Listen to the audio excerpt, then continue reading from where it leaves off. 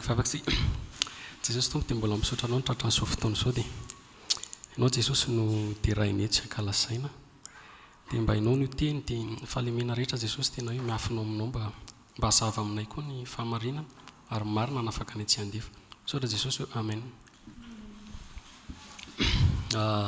Sady misy idiran'le nitenen'ny lalata telo toy ny ihany ny zavatra hozaraina fa alohan'ny hidirantsika amin'izy dia momba antsika kristianina zany tena horesahako hoe ny olana antsika kristianina zany dia tsy malaly zay zany tsy malaly ringana ny oloko noho sy ny fahalalana ao izy ny tenin'Andriamanitra ny teny zany ny finoana ao izy dia avy amin'ny toriteny Hébreu 4:10 avy amin'ny toriteny zany hoe ny finoanao miankina amin'ny zavatra heninao zavatra menanao raha diso ny zavatra heninao sy zavatra henonao diso ny finoanao dia nefa be da be ny tratran'izany dia ny olana antsika kristianina koa nitezaina tamin'ny fampianarana ela ohatran'ny hoe za zao tamin'ny protestant ta ela be ny teny izy Andriamanitra dia vo na fafy na mbolena dia rehefa mitsiro misy ny tsy parifary misy ny votsara fa ny vo ratsy zany ny tsy parifary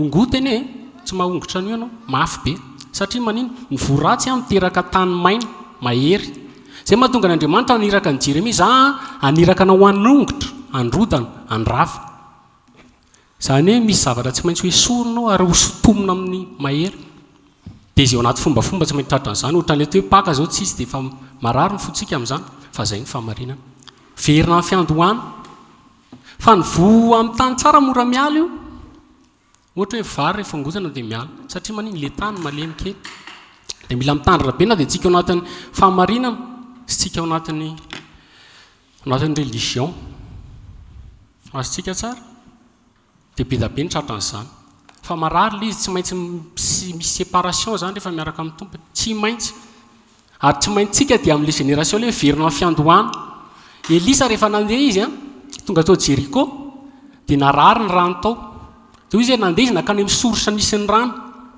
nakany amin'ny sorsa mihitsy zany dia izay tsika raha te alala amin'ny fahamarinana dia mila miverina amin'ny fiandohana rehefa niteny tamin'ny niteny ny mpianatry ny tompony ampisaka fanambadiana dia izy hoe tamin'ny voalohany izy dia tsy mba tahaka izany zany Andriamanitra miteny foana miverina amin'ny voalohany tsika amin'ny tenin'Andriamanitra dia mila filtre ny information rehetra zay omenanareo filtre eo amin'ity fa aza hohanina daholo ny teny rehetra zay hozaraina filtre eo amin'ity fa aza hohanina daholo fa raha hohaninao daholo ny teny rehetra ny teny sakafo tsy mofy ihany ny velomin'ny olona fa ny terehetra voakan'Andriamanitra dia marary ianao raha mihinan-kina-poana marary ianao raha mihinan-kina-poana dia ho hitantsika ty famakafakany ity mety tsy ho vitantsika kinina amin'ny tompo mety ho vitantsika amin'ity volany ity mety tsy ho vitantsika fa be da be ny zavatra ho ambary be da be ny zavatra ho tenenina resaka politika resaka faharandro resaka événement resaka secte hoe ahoana natizany namorona secte be da be no resantsika amin'izay dia hitanareo fa ny akamaroan'ny olona dia nino fampianaran-diso ny akamaroan'ny olona dia meny zavatra diso raha vao diso ny finoanao diso ny teneninao amin'Andriamanitra roa ihany na fiainana na fahafatesana amin'Andriamanitra roa ihany na paradisa na afo be amin'Andriamanitra roa ihany na Jesosy na Satana fa Satana fetsy nanao zavatra be da be raha roa ny zavatra safidiko dia mora kokoa no misafidy raha ohatra hoe kiraro roa fotsiny ana tsy miasa saina fa na le ray na le ray fa raha manomboka be da be io sahirana ianao misafidy hoe iza raha marina ary tsika tratran'izany amin'izao inona ara ny tena marina izy ara n'le tena finoana marina dia tsy hitantsony hoe iza no raisina satria enotsika zao le zavatra rehetrarehetra fa tia ny fahamarinana aza mijery hafa dia manasa antsika mbola maky baiboly foana ho an'izay liana izay mitadina hita izy ny tenin'Andriamanitra matoa ianao zay tsy liana amin'ny tenin'Andriamanitra dia mieritrereta fa sakafo io raha tsy misakafo izany ianao anatin'ny 3 andro 5 andro dia hitanao fa reradrerako ny fananao tsisy ninona mihitsy dia mila an'izay tsika dia mety efa nisy mety efa nisy be da be no mpanompon'Andriamanitra misy kristianina ary ny akamaroany tsy kristianina zay no mampalahelo kristianina misy mitory an'io isaorana zareo satria misy koa nalaiko tamin'ny famakafakandro zareo any an-dafy any misy rahalahy hoe mety izay mitory an'io koa mbola tanora koa zany ary mahafinaritra mahita tanora tena hoe mitory à fond mihitsy ho an' Jesosy. Dia misy koa professeur zay docteur Paul Gilbert, manana site izy en plein feu, manasa anareo koa hijery azy, resaka farandro, resaka événement rehetrarehetra. Dia misy koa Pierre Hilara zay. Pierre Hilara io dia mpampianatra amin'ny université, mampianatra géopolitique. Rehefa nanao izy nampianatra zany izy diplômé, doctorat, PhD ambony be ny fahaizana, dia manao fikarohana moa zany, dia nahita zavatra hafa zay tsy araka ny eritreretiny izy, dia niantsoina hoe nouvel ordre mondial na gouvernement mondial. Fa ny antsika tsy alefa fotsiny tsika amin'izao, fa ny baiboly miteny hoe marina nafaka antsika tsy ho andefo ny famarinana, azika ataontsika ato mba tsy hivoana be da be. Any Amerikany misy antsoina hoe Alex Jones, zay voatery mifindra trano isaky ny mihetsika satria enjehan'ny CIA, enjehan'ny fanjakana zany lasa ennemi d'État, midénoncer ny antsoina hoe an'io, zany hoe ino moa zany dénoncer, manitsoka ny antsoina hoe nouvel ordre mondial. Fa eto amintsika eny mety misy raha lamaro ihany satria fa indraindray izy hitantsika amin'ny CD sy DVD hoe ino le nouvel ordre mondial. Dia izay ny tena ho jerentsika, sarazantsika maromaro le izy miditsika izy ny tena mitatana. Dia miditra mety resaka misy iza daholo ny fikambanana miafina, iza no midirige amin'ny tany. Dia avy eo tsika mijery ny resaka hoe inona daholo nataony zareo, iza ny secte amin'ny fironony zareo, ohatra no exemple ohatra ny Mormon, no exemple ohatra ny témoin de Jéhovah. Ho hitantsika zany miaraka amin'ny proof fa tsy hoe alefantsika fotsiny amin'izao, miaraka amin'ny secte maro samihafa, ohatra hoe scientologie, ohatra hoe namoronan-drano antsoina hoe évolutionnisme, izay ampianarana ny ankizy any ampianarana hoe avy amin'ny rajako ny olona, dia mino daholo ny olona rehetra hoe avy amin'ny rajako izy. Rehefa manoka ny finoana, rehefa zavatra tsy hita amin'ny maso dia efa finoana izay, ary ny antsoina hoe évolution zany hoe avy amin'ny rajako dia efa finoana izay, tsisy nanatrika an'izany tsika, tsisy teo. Ny finoana izy dia fanantenana ny zavatra tsy hita, Hébreu ihany 1:20. Religion satanique ny antsoina hoe évolution, sao tsy fantatsika izany, nefa dia ampianarana antsika ny ampianarana. Ary amin'ny sekoly rehetra mampianatra an'izany, na lotériana, na sekoly lotériana, na sekoly na FJKM, satria tsy éclairé. Misy ny antsoina hoe nouvel âge any andafy any amin'izao, izay malaza be culture nouvel âge, dia le hoe tsisy marina, fa marina anao mety ho marina amiko, izany hoe maromaro sy raisana. Misy koa ny be da be fahidirantsika izay, dia amin'ny farany raha sitrapon'ny tompo dia hiditra amin'izay tsika ny eschatologie, hoe ahoana ny fizotra ny fiverenan'i Jesosy. Dia izay ity famakafaka an'ity lavalava le izy fa ankinina amin'ny tompo.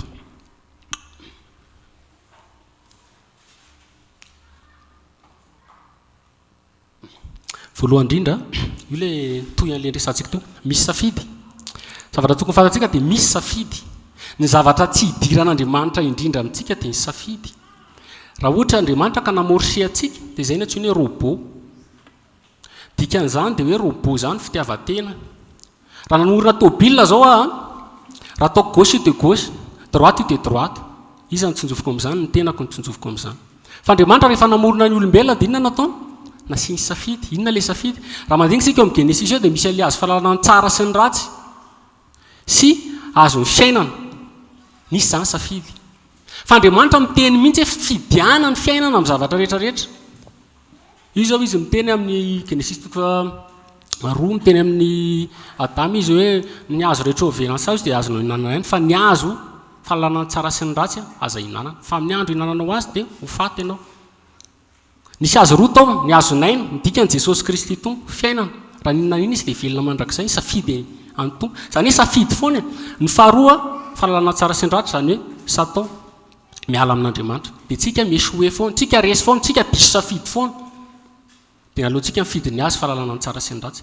Rehefa mandinika indray tsika amin'ny Deutéronomie dia mbola misy safidy ihany. Rehefa mivoaka ny zanak'Israely dia ny teny izy hoe miantso ny lanitra sy ny tany aho izy. Fidiana ny fiainana. Nambetrako aminareo fitahiana sy oziny vakitsika kely, anaran'i Jesosy.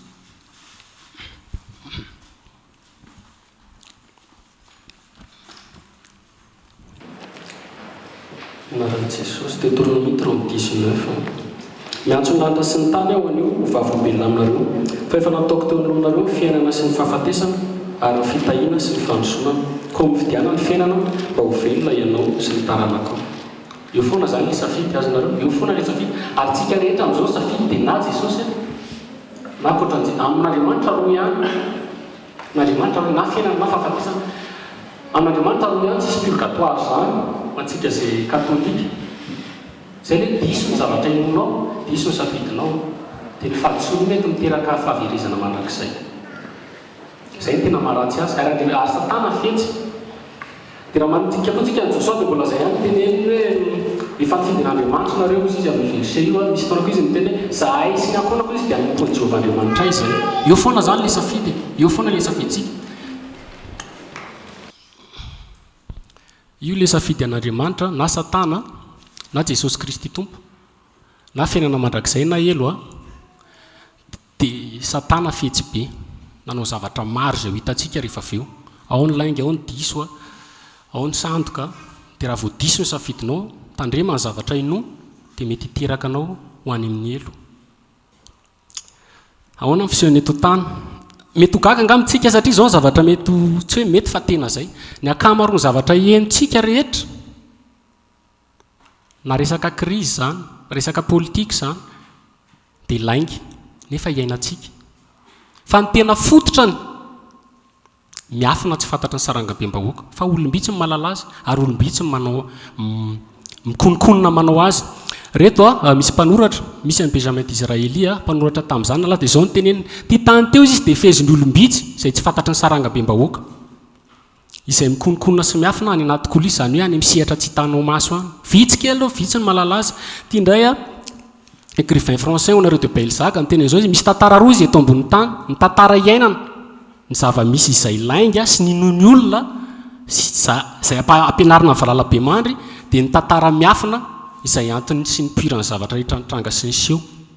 Azonareo misy zavatra roa zany, ny fantatrao izay iainanao diso tsy arakan'izay. Ohatra ianao mety malala hoe mpivavaka be ohatra ohatr'izao nefa ny ambadika an'iny miafina tsy fantatrao akory, dia izay ny idirantsika. Maninona ny miafina? Maninona ny miafina? Misy ny antsoina hoe société secrète, misy ny antsoina hoe franc-maçonnerie, izay vitsy ny malala azy. Fikambanana miafina ireo izay tsy takatrinao, tsy fantatrao mihitsy ary mbola tsisy niseho ampabe maso. Amin'izao misy fa manomboka miseho izay izy franc-maçonnerie, izay izy sorton zao amina loge ohatr'izao, fa idirantsika daholo zay rehefa anirina any. Ny miafina zany mamenatra. Zay. Tsisy olona mihitsy hanao zavatra mazava. Tsisy olona mihitsy ohatra hanota ohatra dia mazava ohatra rangalatra ianao tsy maintsy miafina. Matoa zany ny zavatra fenina dia misy zavatra losy ao zay. Misy zavatra ratsy ao zay. Ten'Andriamanitra milaza ny hoe miafina io zay ataona miafina izy dia mamenatra na dia milaza izany aza. Ao amin'ny Jaona 3 izy miteny hoe fa izay rehetra manao ny ratsy izy dia makala mazava sady tsy manatona mazava fa andao hita miariary ny asany. Jesosy rehefa mitory izy, zaho izy mitory teny, izay zavatra lazaiko anao izy dia ataovy ny tapitrano. Tsy azo fiainanao izy izay olona miorina ao tapitendrom-bohatra. Izany antsika mila miseho, toriana ny famarinana. Tsy mila manao fikambanana miafina zany. Tsy mila manao zavatra hoe manao lamesa, ohatra hoe mesa nocturne, messe noire. Ohatra hoe fivavahana amin'ny alina ohatra. Tsy mila ohatra misy fotoana zao ireo parlement ireo manao ny filombavam-bahoaka, manao séance fermée. Dikan'izany tsy azo atrehan'ny sarangabe-mbahoaka. Dia manao lalànao izy ary matetika ny zavatra mivoaka ao dia interendry zareo. Ohatr'izany koa ny États-Unis. Fa misy indray ny antsoindry hoe séance plein air, zany afaka tonga ianao raha anatrika. Fa misy ny miafina. Dia ny tena hipoiran'ny hitondrana firenena dia amin'ilay miafina izay tsy fantatrao. Fa mikorotana fotsiny tsika rehefa avy eo midina an-dalambe no ny antony izay mbola lainga ihany koa izay hidirantsika ihany rehefa avy eo. Iza no mitondra sy mitantana eto tany. Mandeha tsika ny Apocalypse 7:20 dia misy an'io teny io. Dia netony tany mifanao any anefitra ao ary nahita vehivavy nitaingina biby dimy volonjaky. Feno anarana fitenenan-dratsy sady nanandoha fidy sy tandroka folo. Ary vehivavy dia nitafy lamba volomparasy jaky ary ndravaka volamina sy vatsoa ary perla sady ny tanakapoka volamina teny tanana fe ny zava-petaveta dia ny zava-maloto mba fitsangatsangana ary nisy anarana voasoratra amin'ny andrana hoe zava-miafina Babilôna lehibe reny mpitsangatsanga sy ny zava-petaveta amin'ny tany ary hitako fa indro raha vehivavy dia leon'ny rano olona masina sy ny rano martiran'i Jesosy koa raha nahita azy aho dia gaga indrindra zany hoe zao le zava-misy fahitana l izy ny apokalipsia ny tena dikany apokalipsia dia hoe fanambarana révélation tsy miafina io fa tsika lasa ohatra miafina amintsika le izy fa tsy miafina mihitsy ao tsika mahita ny nouvelle Jérusalem ao tsika mahita ny Jesosy amin'ny voninahiny zany hoe zay le izy tokony fatatsika le izy fa misy symbole be da be tenenina fa amin'ny baiboly ihany manazava azy nisy vehivavy izy nitaingina jaky zany mena izy volomparasy dia vatosoa izy a dia mitondra kapoaka ny tany dia nisy biby izy a biby dia nanana loha fito sy tandroka folo dia hiditra amin'io tsika iza le vehivavy ary inona amin'ny bibidia zay ny idirantsika voalohany idirantsika aloha ny antsoina hoe bibidia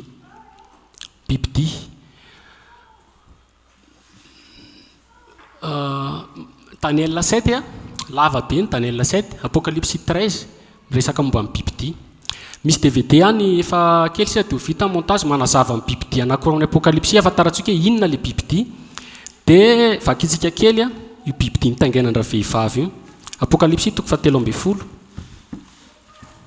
ary hitako fa indry nisy bibidia niakatra avy tamin'ny ranomasina nanatandroka folo sy loha fito ary tamin'ny tandrony dia nisy diadema folo ary tamin'ny lohany dia nisy anarana fitenenan-dratsy ary ny bibidia izay fahitako dia tahaka ny leoparda ary ny tongony tahaka ny amin'ny bera ary ny vava ny tahaka ny amin'ny lohana ary ilay dragona nanome azy hery ny seza fiandrianany ary fahefana lehibe ary hitako ny lohany anankiray izay toa efa ho faty nefa sitrana ihany ilay ferynsaiky nafaty azy ary gaga ny tany rehetra nanaraka n'ilay bibidia zany hoe nahita bibidia nivoaka avy tamin'ny ranomasina i John dia raha mamaky tsika any amin'ny Daniela 7 any koa Daniela koa dia nahita bibidia anankiefatra voalohany ozy izy a Daniela 7 tahaka ny liona manana vorona elatra na voromahery dia ny faharoa izy a leoparda manana loha efatra dia manana elatra dia ny bera ny faharoa azafady bera zany orsa izay manondrotra nila tena ary magaga ny bera rehefa mandeha dia manoatra an'izao sanareo nilany foana ny azy ny ambony zany rehefa mamindra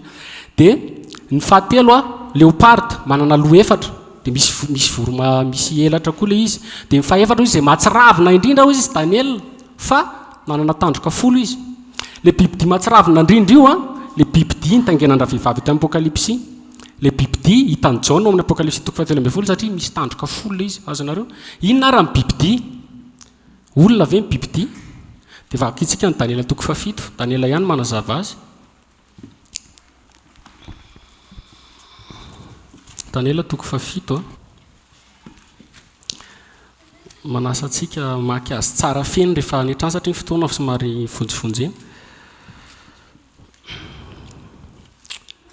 fakiko andininy faefatra mba afantarantsika azy ny voalohany dia toy ny liona ary nanana elatra voromahery nijery ao mba raha-mpanongotry ny elany ary natsangana avy tamin'ny tany izy ka najoro tamin'ny tongony roa toy ny fijoron'olombelona sady natao nanana fololombelona ary indry koa ny faharoa biby hafa tahaka ny bera izay nampisondrotra ny latenany sady nisy taolatezana telo teo ambavany teo anelanelan'ny lifiny ary toy izao ny voalaza aminy mitsangana minana nofo be ary rehefa afaka izany dia nahita fa indro nisy hafa koa toy ny leoparda izay nanana ela-borona efatra teo an-damosina ary io biby io nanana loha efatra ary nomena fanapahana izy noho ny afaka izany dia nahita tamin'ny fahitana tamin'ny alina aho indro ny fahaefatra biby mahatsiravina sady matanjaka sy mahery indrindra ary nanana ny vy lehibe izy nihinana sy nanoto izy ary ny sisa tsy lany dia nososiany ny tongony ary hafa no biby rehetra teo alohany izy sady nanana tandroka folo zay le biby ty dia mitena izy vakitsika ny tsy amin'ny andony 7 ireo biby lehibe efatra ireo dia mpanjaka efatra izay tsangana avy amin'ny tany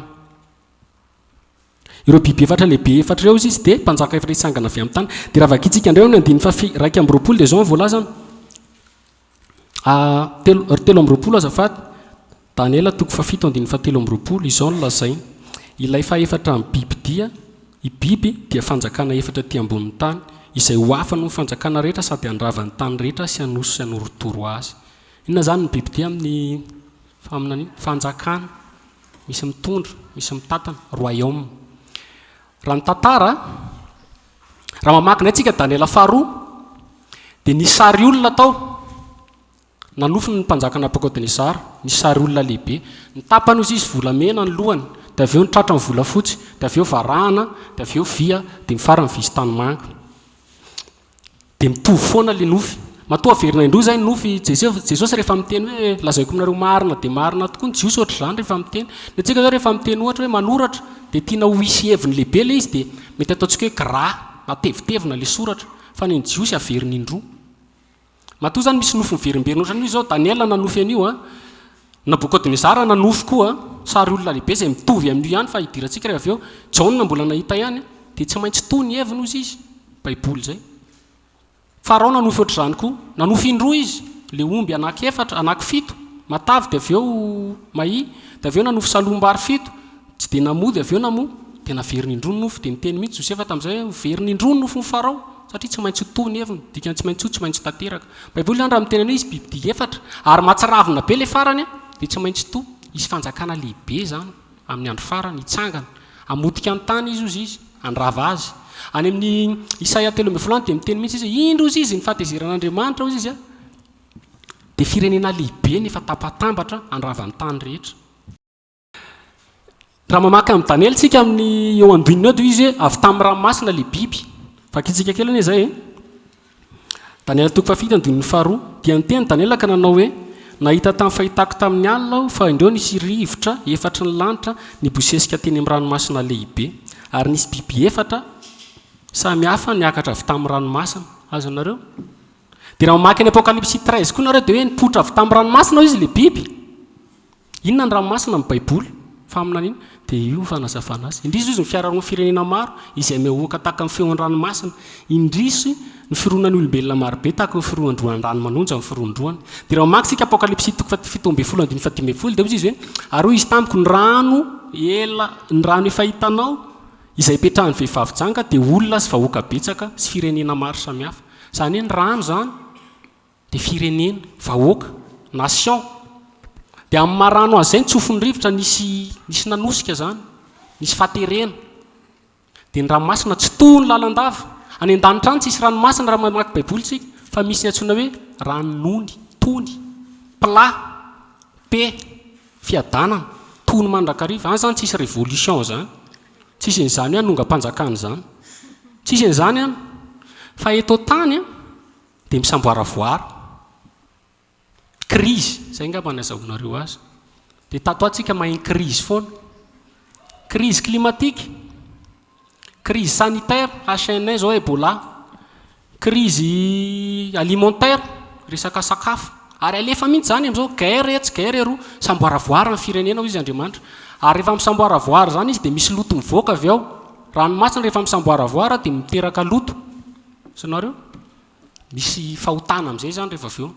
Ary mipoiran'io biby io le fanjakana dia tsy maintsy crise hatramin'izay. Anao exemple ray tsika zao ohatra hoe nipoirany iza ohatra zao nytiatsika ohatra zao hoe Nations Unies.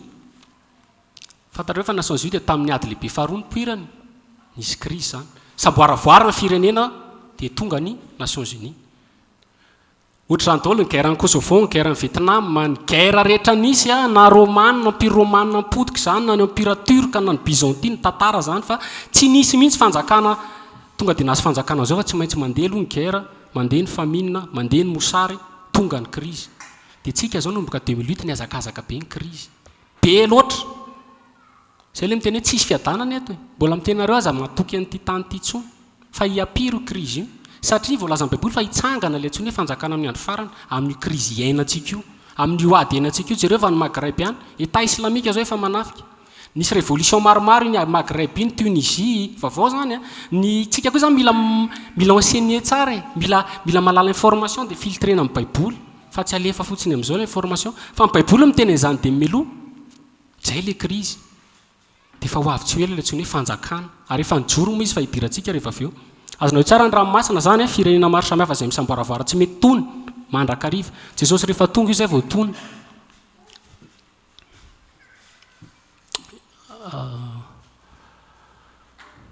Hita ilay sary olona raha mandinikinareo amin'ny Daniela 2:2 dia ohatr'izao le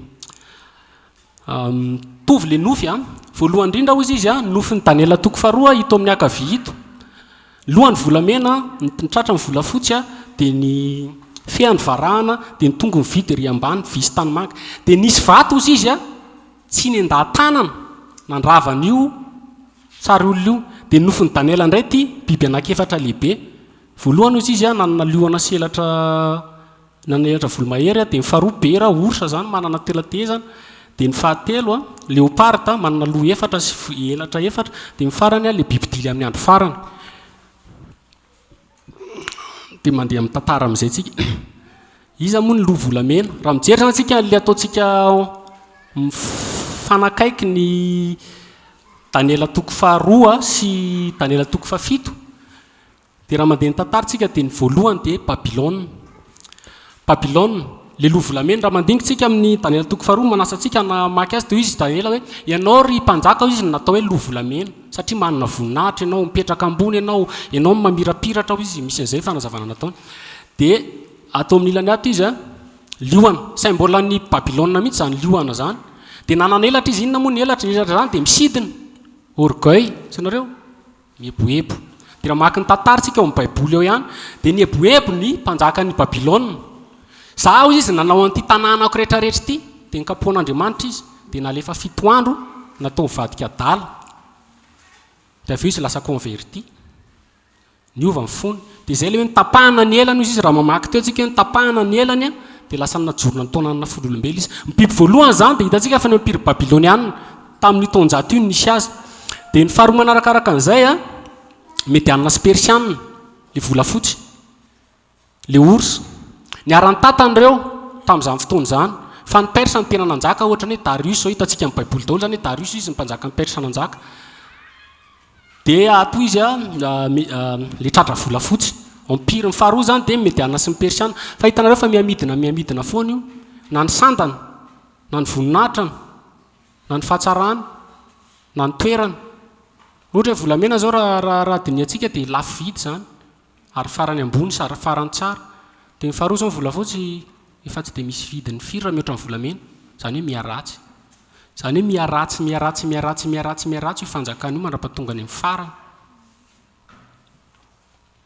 medianina sy persiana io le tolatezana zany za zao tsy mijoro tsy isy tolatezana côte sanareo ny côte dia ataoko hoe mampijoro ny fanjakana zany zay ngamba ny tena azahoanareo azy dia tamin'ny andro medianina sy persiana dia tao ny Lydia dia tao ny Turquie zay raha sisa dia ny Perse zay telo zay ny capitalany hoe mazava mihitsy ny baiboly hoe ny tolatezana zany ny antony ijoroany fanjakana zany le tena reny volom-paritaniny a dia nisy anankitelo dia amin'ny maha hoe ny anankiray lehibe ozy izy satria nanoditra ny ilatenany izy amin'ny medianina zany somary lefilefa ny décision rehetrarehetra amin'izany zany sy tonga dia medianina manao azy fa ny persianina manao azy empire perse tamin'ny andron'ny 300 tsika zao raha mijery film tamin'izany mbola nijery film dia misy ny atsiana hoe 300 dia empire perse ny fahavalo farany fahavalondry zareo reo fa ny baiboly milaza mihitsy ny zavatra iainantsika amin'izao dia ny fahatelo Grèce jery documentaire momba ny Grèce nisy fotoana Grèce ny manana varahana indrindra eto tany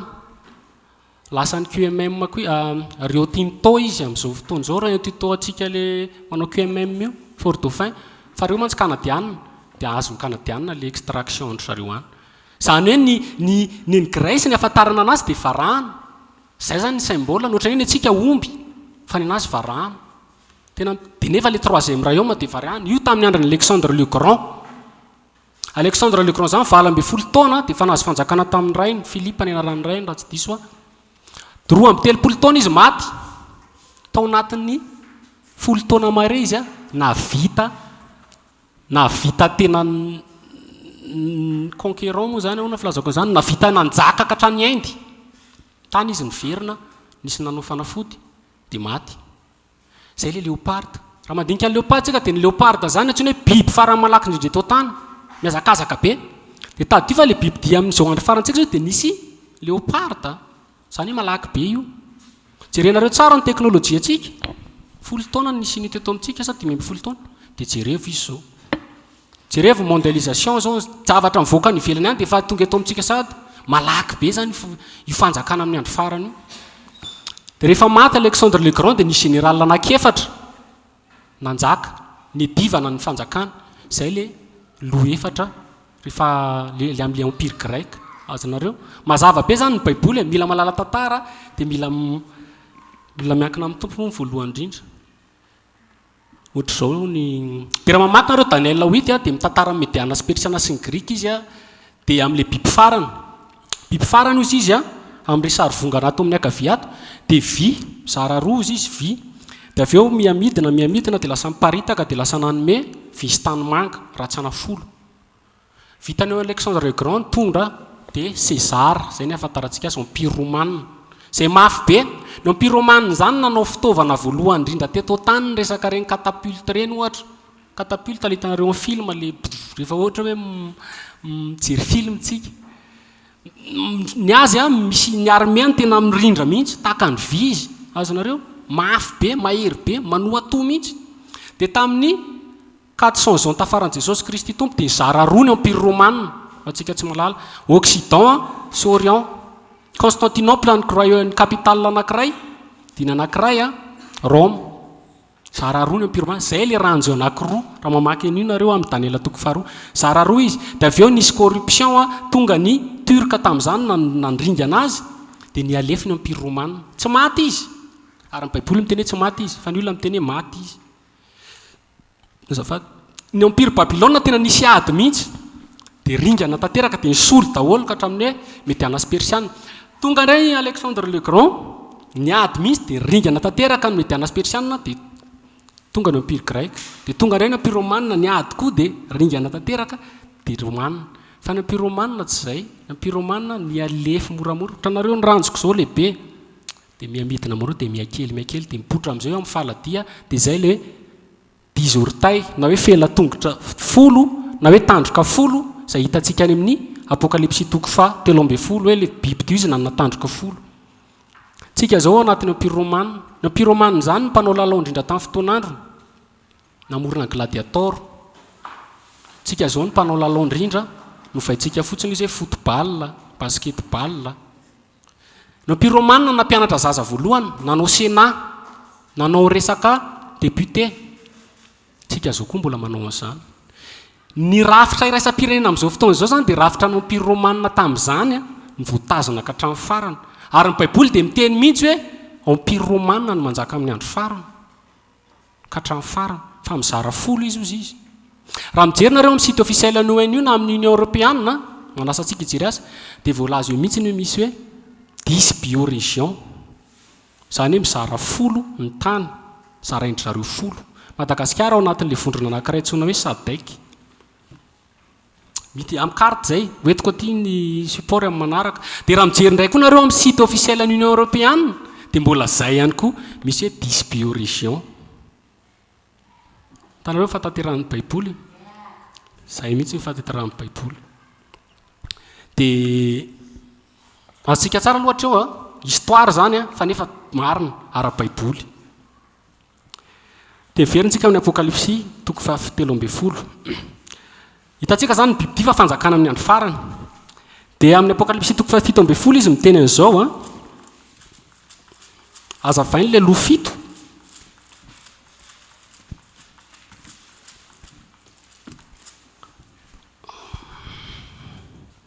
apokalypsy toko fa 17 baiboly zany manazava ny tenany ihany fa tsy hoe miteny zavatra hafa andininy fasivy indro ny hevitra misy mifahendrena loha fito dia tendrombohitra fito izay petrahana vehivavy ary mpanjaka fito ireo efa lavo ny 5 fa ny ray mbola eo ihany ary ny ray koa mbola tsy tonga fa rehefa tonga izy dia tsy maintsy mitoetra kelikely aloha ary ny biby dia izay teo ihany nefa tsy eo izao dia izy mafito mahavaly azy ka lasa ao amin'ny fandringana azavainy eo mihitsy zany loha fito izy dia mpanjaka fito efa lavo ny 5 tamin'ny androny Jaona zany nisy mpanjaka fito efa maty dia hitantsika teo le izy fa io mpanjaka Israela foana ny source Israela foana ny centre amin'ny baiboly ireo fanjakana ireo izay fanjakana anisan'ny namonany Israela hatramin'izay voalohany indrindra Egypte dia ny faharoa Asyria rehefa mamaky tsika amin'ny nanam-potehana ny Samaria ny zara roa ny zanak'Israely tamin'izany dia ny Assyrianina ny tonga nanapotika ny zanak'Israely dia ny fahatelo Babylonianina dia ny fahaefatra mediana sy persianina dia ny fahadimy empire grika le nitenentsika teo dia ny fahenina tamin'ny androny jaona ny romanina nitondra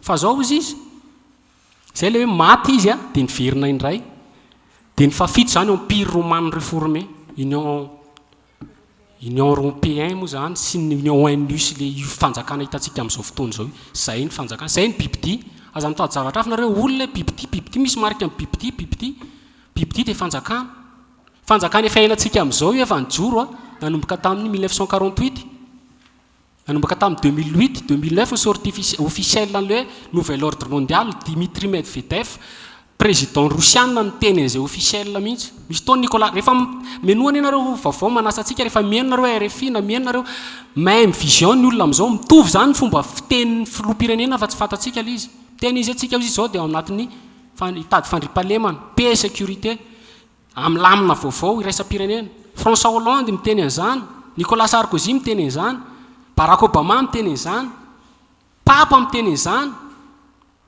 dia mitovy fanonona ny olona hitantsika fa tsy nouvel ordre mondial io fa ancien ordre mondial satria ny Babel zay ny Babylone ny Babylone raha mamandinitsika ny Genesis toko faraka amby folo idirantsika kely satria miverina amin'izay foana zany tsika zay le izy tsy misy zava-baovao eto ambany masoandro na dia efa misy ara zavatra efa taloza izy ny baiboly dia ny zavatra teo ihany no miverina zavatra efa teo daholo ireo zavatra hainantsika ireo jerentsika any amin'ny Genesis toko faraka amby folo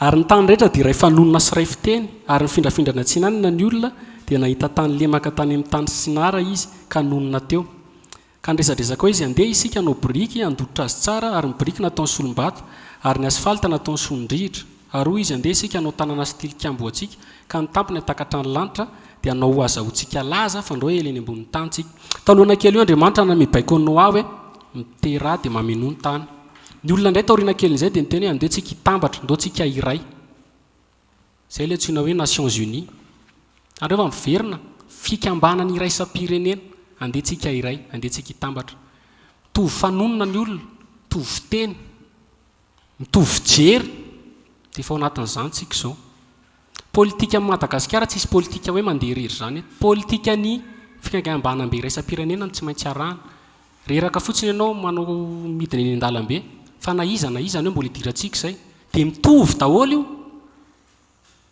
ny fantatsika dia zay hoe aty amin'ny filoha-pirenena ihany ny hitatsika fa idirantsika rehefa avy eo le miafina efa tafiditra anatiny amin'izao tsy isy frontière zany ntsony hoe Madagasikara zao tsy afa miala amin'ny fikambana iraisam-pirenena fanonona rehetra zao efa hoe miteny anglisy daholo dia efa tsy very mandeha mitovy zany mitovy fijery mitovy fiteny mitovy eritreritra ny olona rehetrarehetra raha mandinitsika dia any amin'ny salamy toko faharoa dia miteny amin'izao mihitsy ny tenin'Andriamanitra hoe laza ny vakitsy kely salamy toko faharoa amin'ny anaran'i Jesosy nahoana ny mitabataba ny jetilisa ary misaina any ho any foana ny firenena ireo mpanjaka ny tany mitsangana ary mpanapaka miara-mioko anohatra ny Jehova sy ny Mesiany ka na hoe aoka ho tosantsika amin'ny famatorany ary arentsika tsy ala amintsika amin'ny famehezana nahoana hoe izy mitabataba ny firenena toy izy ny mpanjaka ny tany izy miara-mioko mikonokonona mitambatra miara-mioko zany manao complot iza le mpanjaka ny tany zany filoha-pirenena mpanjaka ny tany zany ireo olona mpitarika amin'ny firenena raha mamakytsika amin'ny Isaia toko fa 4 dia miteny mihitsy Andriamanitra hoe amin'izany andro zany Jehova hozy izy a amaly ny atokony lanitra dia voly io sy ety an-tany indray izy ny amaly ny mpanjaka ny tany zany rehefa ho avy Jesosy isy fitsarana ho an'ireo mpitondra ireo dia raha mamakytsika amin'ny apokalypsy dia hoe ary ireo izy dia hiady amin'ny le mipetraka ambony seza fendrianana sy ny anjeliny miaraka nitafika amin'ny bibidi izy le ireo dia miteny izy hoe nanome fahefana amin'ny bibidi izy mpanjaka ny tany ireo dia mety gagitsika tena ve ohatra zany atao mpanjaka ny tany tsy zava-baovao zany baiboly miteny mihitsy hoe mitarika anao majamba anao ry firenena dia araka ny tenenin'ny ralatantely teo hoe rehefa tamin'ny andron'i Ezekela dia ny lohan'ny firenena Israely ny zavatra ataony dia manino nanompo sampy tsy manaraka ny tenin'Andriamanitra ntsony miodina tanteraka amin'Andriamanitra mihitsy dia izay nidirantsika lalina rehefa avy eo inona keny atao mpitatana firenena iza ny tena mitondra ny firenena voalaza teo mihitsy fa misy vehivavy izy mitaingina ny bibidi io mitondra azy mibaiko azy ny poirany bibidi io zany dia vehivavy ny poirany anisan'ny vehivavy dia jery iza le vehivavy misy ten'Andriamanitra maromaro ireo midika vehivavy amin'ny Baiboly. Inona moa vehivavy amin'ny Baiboly? Isaiazo izy miteny hoe fanompanaonao ny vatanao, Jehovah tompony maro ny anarany ary ny ray masina Israely mpanavitra anao, Andriamanitra ny tandritra ny anarany.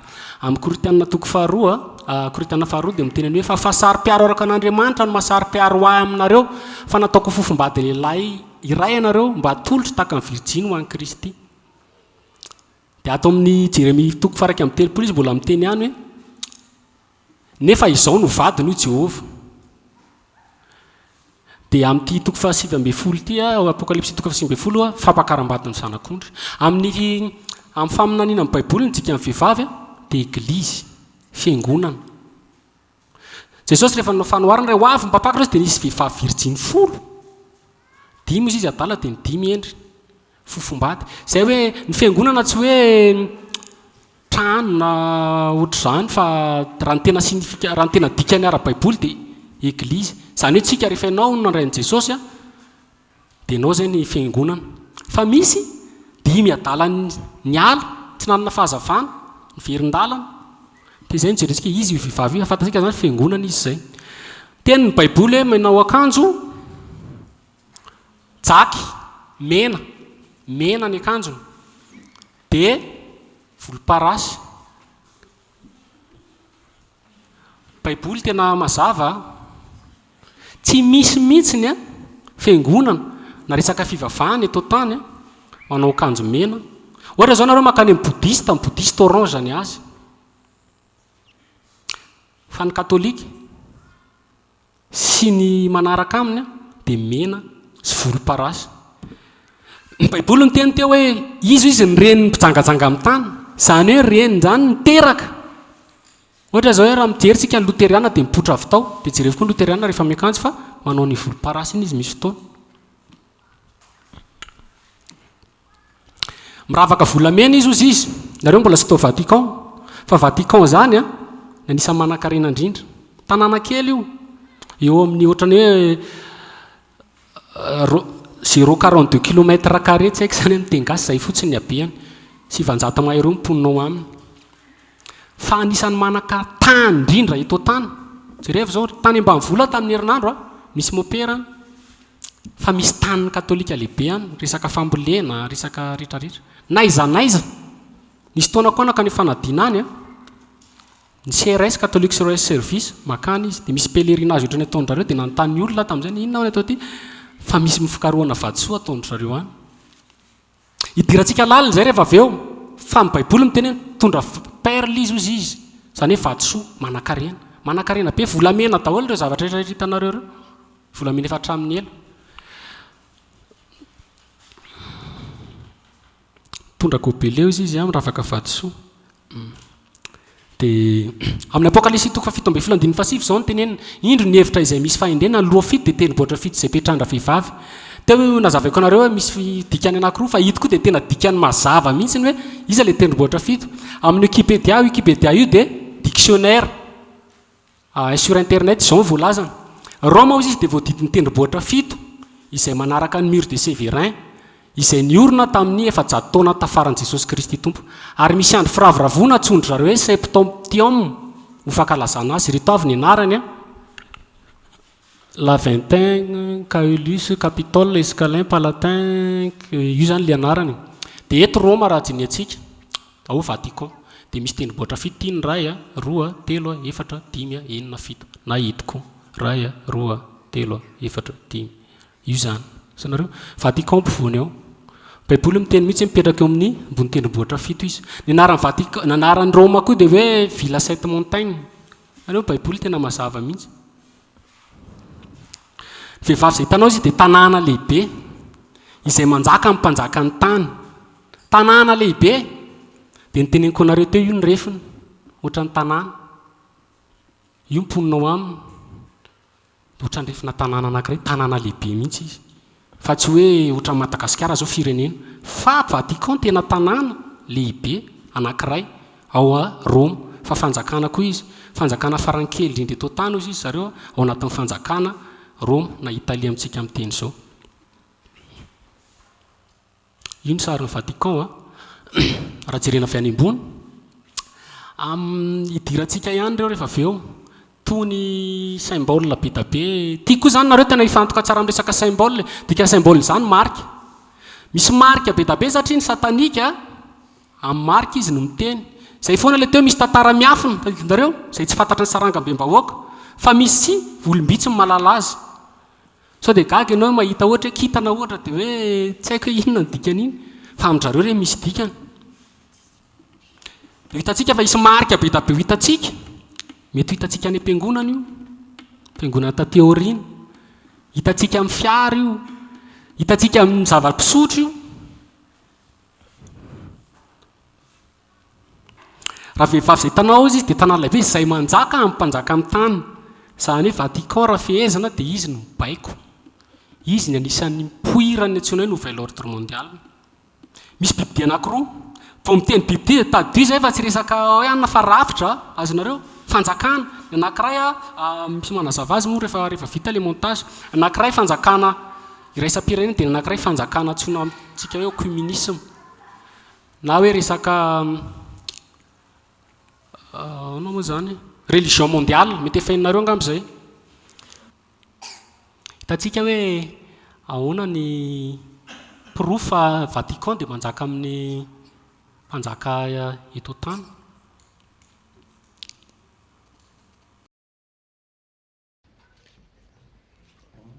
Les conflits qui ensanglantent l'Afrique et l'importance de la coexistence pacifique entre les différentes composantes sociales et religieuses de l'Ouganda ont été au cœur de l'audience du pape François au président du pays ce lundi. Le pape François a reçu Goodluck Ebele Jonathan, le président de la République fédérale du Nigeria. Le pape François a reçu Michel Sleiman. Au cours d'échanges cordiaux, le pape et le président de la République du Liban ont parlé de la situation dans le pays. Le pape François a reçu ce vendredi le président de la République d'Angola, José Eduardo dos Santos. Le pape François a reçu jeudi Mohamed Monsef Marzouki, président de la République tunisienne. Vendredi 13 juin, le pape François a reçu le président de la République dominicaine, Danilo Medina Sanchez. Le pape François a reçu ce samedi la chancelière allemande Angela Merkel. Le pape François a reçu en audience le président de la République du Sénégal, Macky Sall. Le pape François a reçu en audience François Hollande ce vendredi.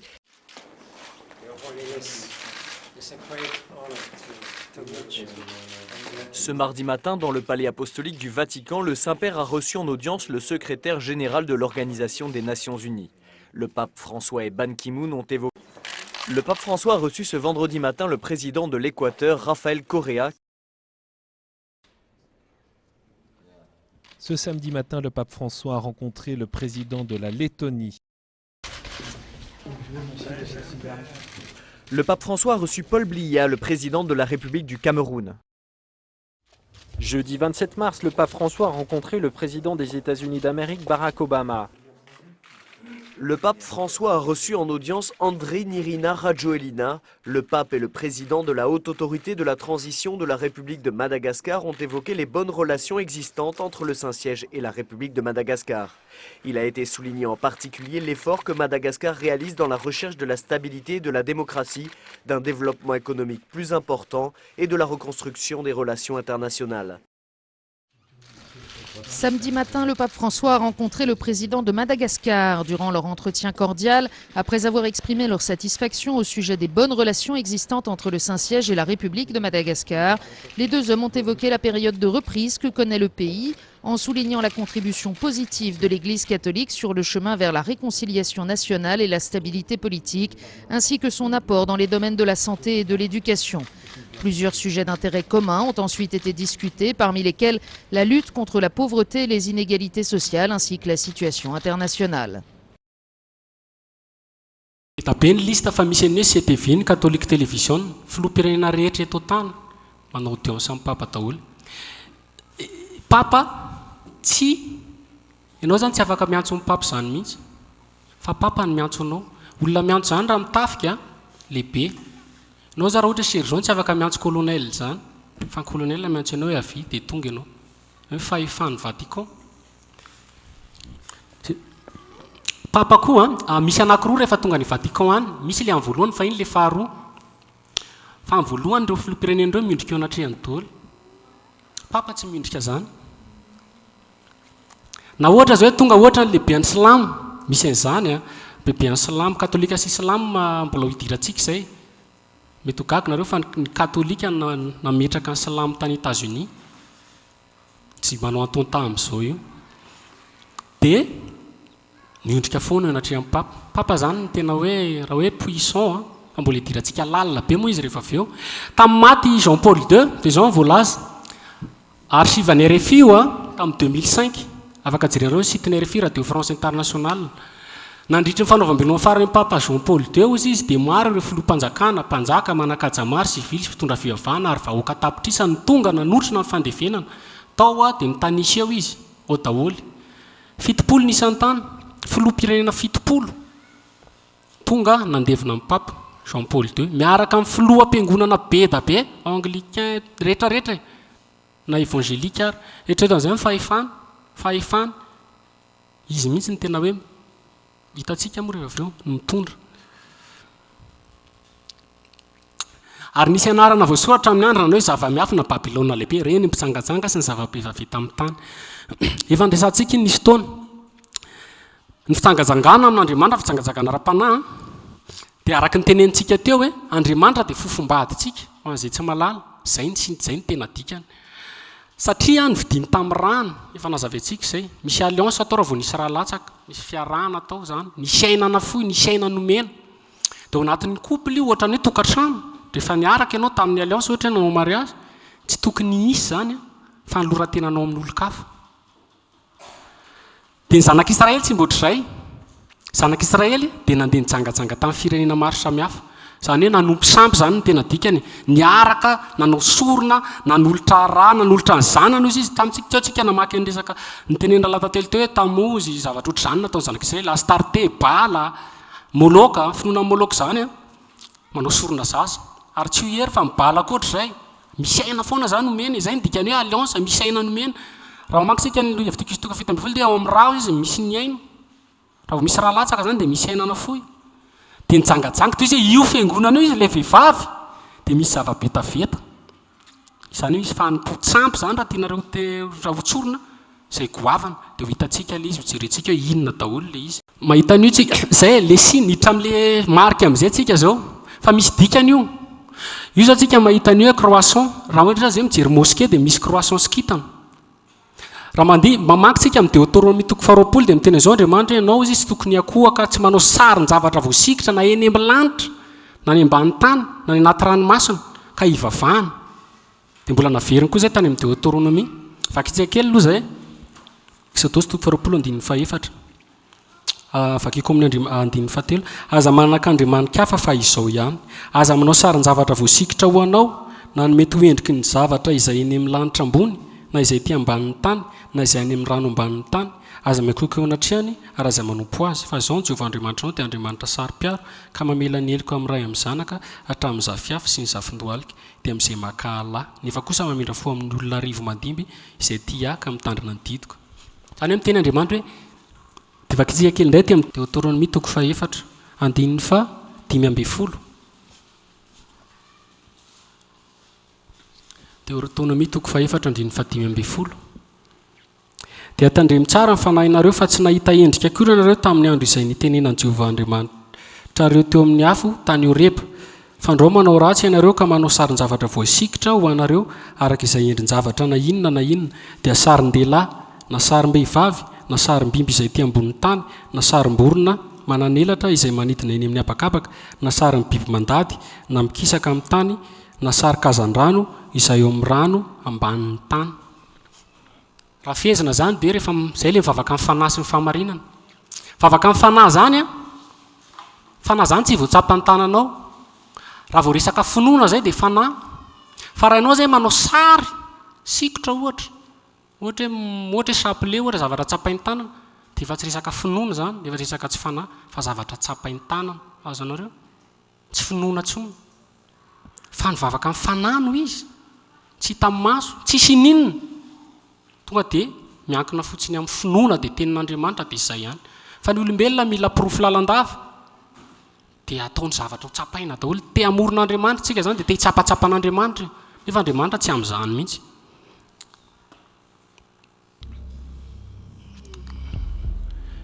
io zao resaka volana dia hitantsika fa izy io dia finoana tamin'izany Baal Hadad, divinité solaire izy Baal Hadad, dia io zany ny dikany ataony croissant tamin'ny finoana taloha, sary sikotra taloha, dia atao amin'ny akaveto indray izy any amin'ny Uranam io Uranam io tany Mésopotamie tany hoe Oran-Kaldiana, zany hoe finoa tsampy tamin'izany io le resaka volana dia milionina.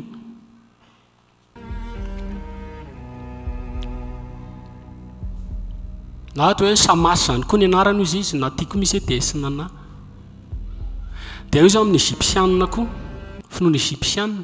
Tadilo ilay tenin'Andriamanitra teo hoe fijangajangana rehetra ambonin'ny tany, zany hoe rehetrarehetra izay hitanao ataovy anaty kapoaka anankiray dia hitanao ao.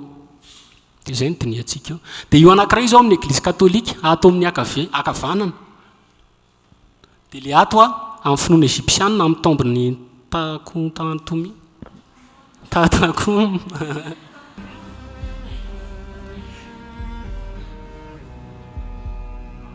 Hitantsika ao zany resaka momba ny demi-lune. Dagon, raha mamaky baiboly tsika amin'ny Filistiana, amin'ny Filistine, nisy taona ny fiara fanakin'Andriamanitra tonga tany Filistia, dia noentin'ireo tao amin'ny tempolo, dia io ny Andriamanitra reo Dagon. Dagon hoe Dagon, poisson, soleil. Zay moa azavainio rehefa avy eo diana poisson zany finoanandry zareo Filistiana. Io le tenin'ny vakitsika teo. Na olona zany tsy tokony manao sarivongana zany, azonareo nefa tsika dia mety sarivongana amin'ny fiangonana ankehitriny. Io le teneny teo tsy mila koa na endrika ana trondro aza la figure d'un poisson izy. Nefa ny magaga kely ankehitriny mahitsika ny symbole kristianina trondro. Inona moa le ohatr' izao ictus izay malaza be. Za aloha za manokana tsy mampiasa an'ireny. Fa mifanazy famarinana ny vavana tsisy marika. Jesosy tsy marika zay koa. Fa ankehitriny ny kristianina lasa manao ny Jesosy ho marika. Mitovy amin'ireny Nike ireny izy amin'izao na Adidas. Tena marina zany sady vidiana lafo. Akanjo misy an'ireny ictus ireny na ten'Andriamanitra zao dia vidiana lafo. Efa lasa commerce Babylone.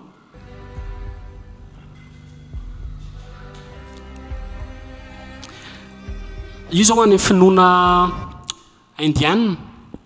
Tanareo misy an'ilay poisson nareo ohatran'ny hoe zava-vavindrano, dia ito zao any amin'ny temple andrareo, any amin'ny fiangonanandrareo any Inde any. Inde zany koa ny anisan'ny tena hoe fanompo-tsampy mahery indrindra eto tany, Inde sy Egypte. Zay mahatonga n'Andriamanitra mihitsy rehefa miverina makany Egypte ny zanak'Israely rehefa tonga ny nandravy Babyloniana, dia nisy ireo tady verina any Egypte dia tsy tiany satria miverina amin'ny fahotana ny dikany aloha, verina amin'ny taloha, fa indrindra koa tratra ny fanompo-tsampy mahery be any dia nakany any mory zareo.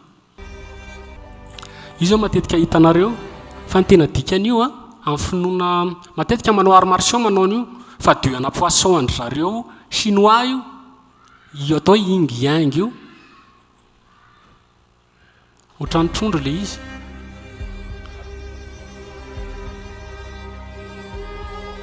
Indray misy aloha année de poisson amindry zareo raha tsy diso sa volana poisson tsy tadidiko.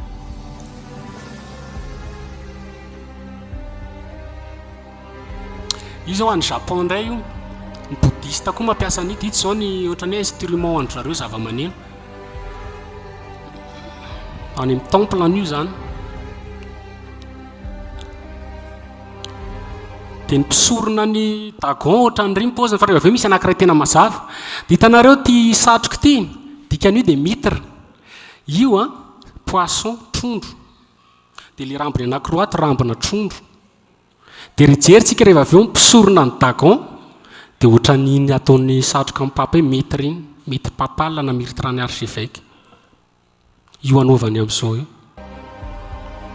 Itsy moa tsy dia mazava fa rehefa avy eo misy anankiray mazava. Na reto ara ny aneriana any ho jerentsika tony ty ito be zavatra be zany, tsisy Jesosy raha tena zay ny tena marina. Ny Egyptianina koa zao manana an'ity. Rehefa jeriny ohatra ianao hoe jeriny pharaon zao, pharaon égyptien, dia dia mitondra ny tiana ohatran'ny serpent io izy.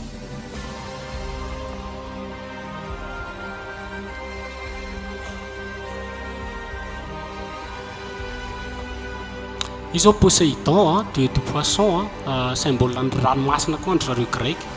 Dia reto zao dieu Babylone. Io reo andriamanitra reo misy be da be, fa ilay izy mitovy foana, Satan foana ny eo ambadika.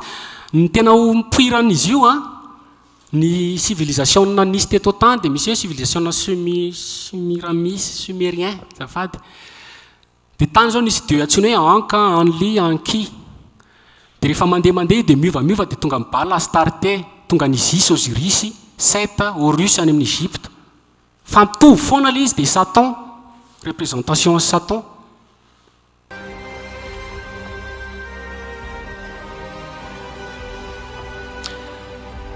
Nimrody koa zao hitantsika amin'ny Baiboly fa amin'ny finoanandry zareo manaraka angamba azafaina. Mbola manazava izy misy dieu trondro zany, ary avy eo matorony amin'izay ny Vatican. Fa hitantsika moa izy.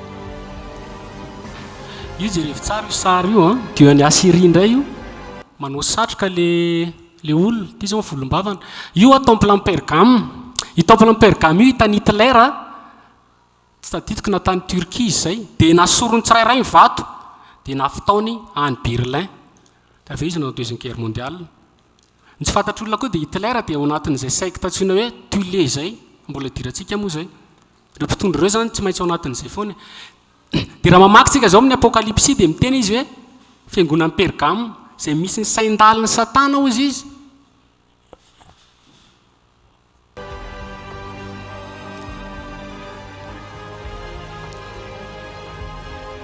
Dia rehefa tsara io misy eo dia misy rano dia misy aniny dia misy aniny satroka iny. Dia hita zao tsika mahita dia hita ilay sary. Hitanareo tsara ve? Mitondra kifafa hita raha versika kely ny sary dia mitondra kifafa iny le somary le sary koa somary io. Mitondra rano izy dia mitondra kifafa fa le poisson azy lava be. Fa ankehitriny izy efa lasa ren'le mitra reny moa fiantsondro zareo azy. Mitra papal na archevêque na monseigneur. Reny ihany manao azy fa mopera tsy manao an'ireny fa reny koa misy degré. Misy pouvoir zany, misy fahefana. Dia ito zao tsika mahita raha mamaky Baiboly tsika dia tsy mahita an'ireny zavatra rehetrarehetra vao noteneniko teo ireny. Na mahita an'io ary ianao dia dinona koa rito ohatra. Satria tsisy an'io amin'ny Baiboly, tsisy rano voasana, tsisy atopatopa. Ny finoana taloha manao an'ireny. Finoana sy ivelan'i Jesosy Kristy tompo.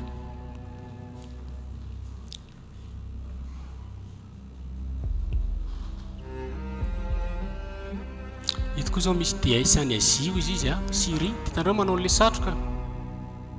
Dia ito zao papako manao an'ilay satroka.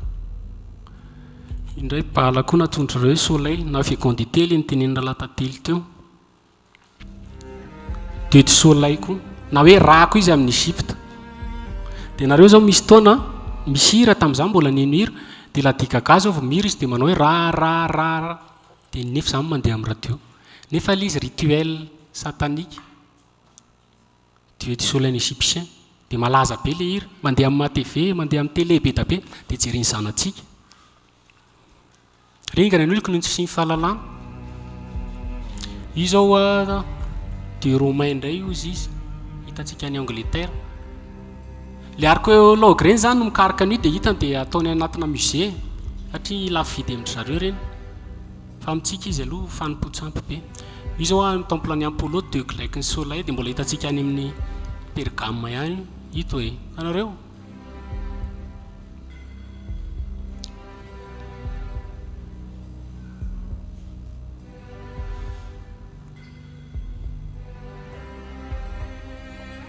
Ty indray zao any Inde ty Vishnu, Shiva, Brahma, misy trinité be da be koa.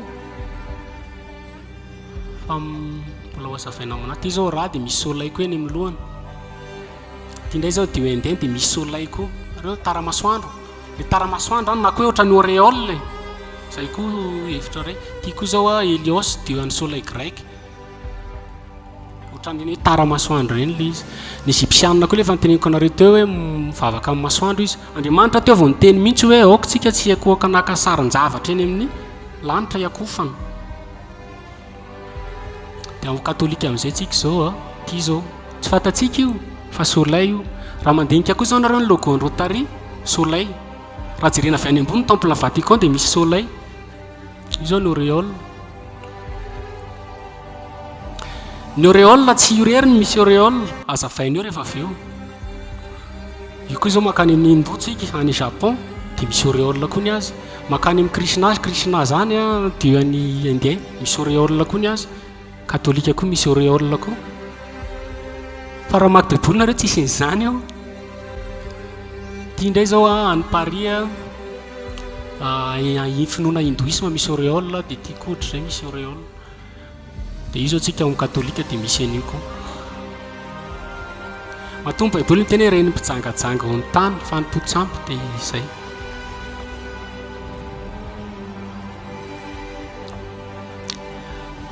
Janona kely io zao misy auréole dia ity misy an'ity eny tsy dia mazava izy fa rehefa aoriana kely eo azavaintsika hoe ino ny symbole io.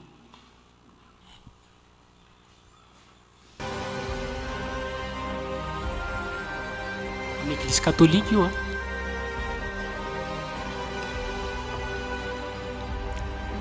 io chapelet. Tsy ny katolika ireny mampiasa an'io fa taloha ny égyptienne ny mpisorona égyptienne mampiasa chapelet. Grand prêtre andry zareo. Ity zao amin'ny finoana Bouddha dia jerevy ny bouddhiste mampiasa chapelet. Ny silamo fahitanareo mampiasa chapelet.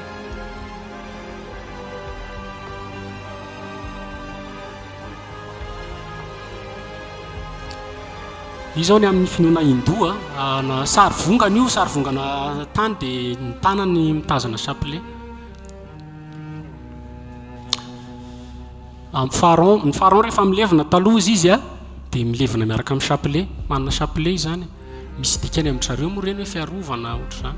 Io zao sary sikotra tamin'izany tany Mésopotamie le nanatsoan'Andriamanitra any Abraham raha ny tantara.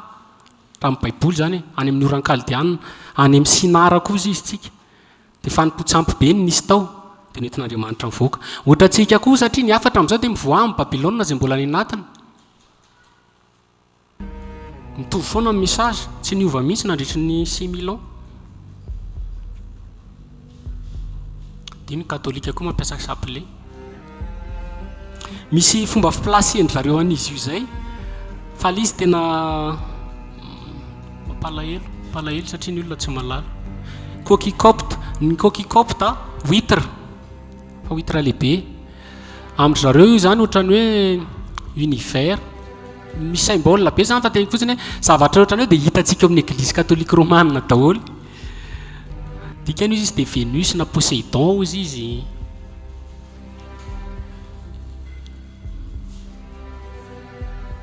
Reny sarisary reny zany misy dikany. Fa zay ilay teneniko hoe misy zavatra fenina saranga be bahoaka izay tsy fantatrao fa misy zavatra miafina izay olom-bitsy tsy malala azy. Na ny katolika anie zao tsy malala an'ireo na ny taniko inona ny dikany fa ny sphère zareo no malala.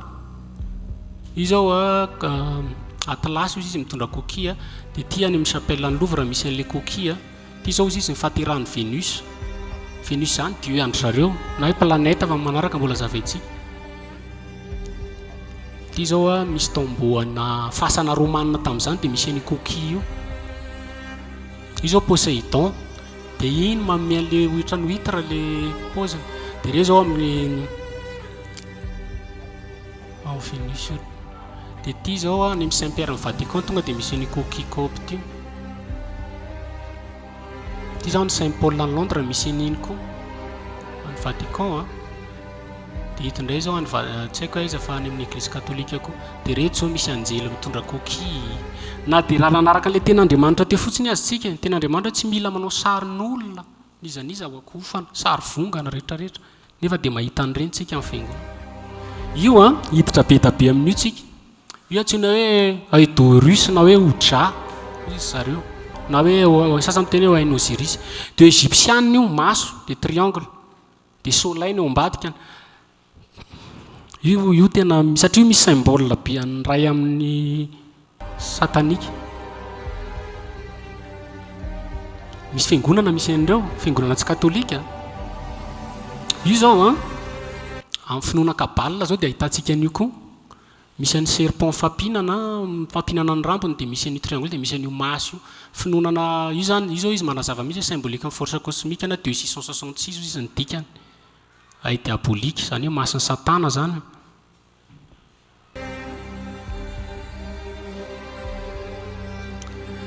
hita zao misy sarcophage zany hoe vatapatiny romanina misy an'iny maso iny koa io zao any amin'ny égyptianina zao ty atao amin'ny akavia ato ty dia ty koa amina White Osiris koa izy rehefa ny Egyptany amin'ireny le fasana andry zareo reny pyramide asiana dia misy marika be da be ohatran'ireo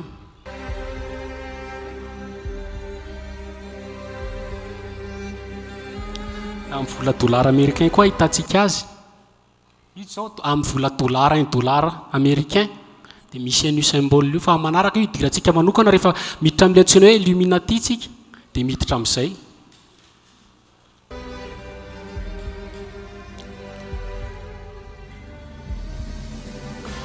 dia io zao any Paris ao fiangonana katolika hitantsika ilay izy ito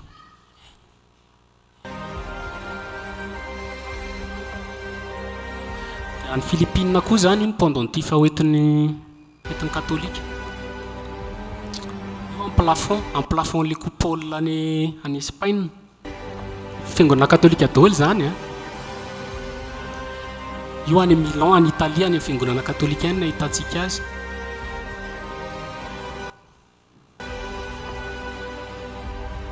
io zao misy an'ny Hercule dia etsy indray misy an'ny Isis dia mitondra ny hitandrao ohatrany hoe globe io izy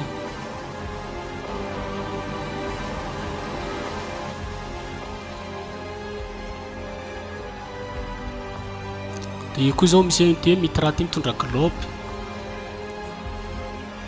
ny sary vongana dia mahita tsika zao hoe tondra hoe misy an'i Jesosy mitondra globe dia misy an'i Jesosy kely koa izy zareo mitondra globe zany amin'ny katolika io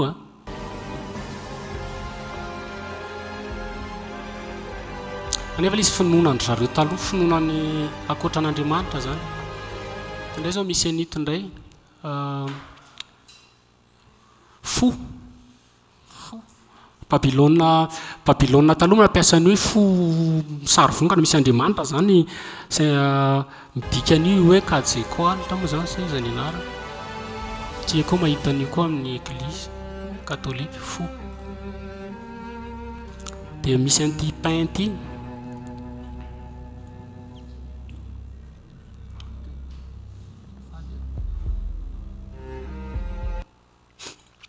voatsapin ny voatsapin lehibe indrindra eto tany dia au Vatican amin'ny jardin de pain moa zay fiantsondry zareo azy dia nefa antsika zao eto amin'ny misy an'ny tamoza le ndresana teo dia babyloniana izy io dia resaka régénération le resaka ohatran'ny paka teo dia mampiasa an'ireny zany zareo marque ty koa zao misy anankiray dieu grec romain dia ty zao misy voatsapin koa io zao Dionysios dieu grec andriamanitra ny grec dia misy an'iny koa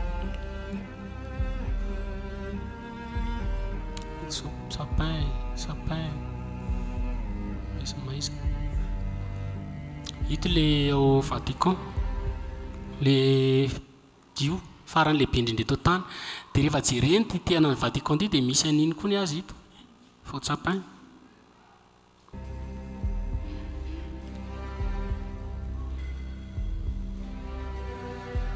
ito koa zao amin'ny finoana égyptianina dia tiako zao finoana mexicanina koa misy azy dia mbola hijery antsika hijery fontsika momba ny Vatican mba ahafantaranareo hoe inona zava-miseo io culte anankiray io natao tao Vatican ao amin'ny Vatican zany nisy fivavahana dia io le izy fa adikako aminareo le izy manao latinina izy teny latinina farany tena izy Jesosy fahazavany le nitenentsika teo eo foana zany le hoe miafina matoa zavatra fiaina dia ratsy mamenatra misy fahotana fa ny antsika mazava zay dika nefa nareo fahazavana zao tontolo zao Jesosy tsy tokony afiainy zany raha misy olona mitory aminao zany anao teny latinina aminao zany na ianao raha vaka aminy ino tsisy message mipita amin'ny teny latine zany mihitsy, tsy misy.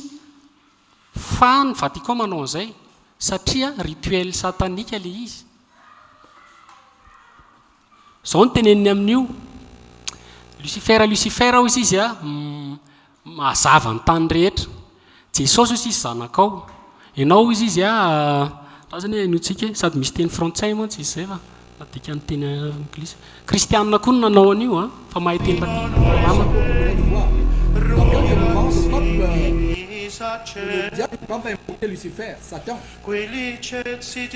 tampaka fety mipaka nanaovany an'io tao aminy.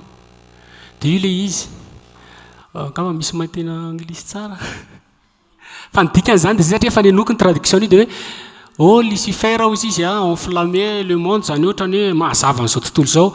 Jesosy hoy izy zanakao, Kristy izy orson, tonga ianao izy avy any amin'ny elo mba hazava n'izao tontolo izao.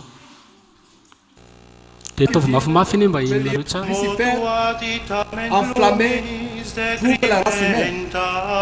Je dis, oh Lucifer, qui ne sera jamais vaincu. Christ est ton fils, Christ est ton fils. L'enfer a répandu sa lumière paisible et est vivant et règne dans le monde sans fin.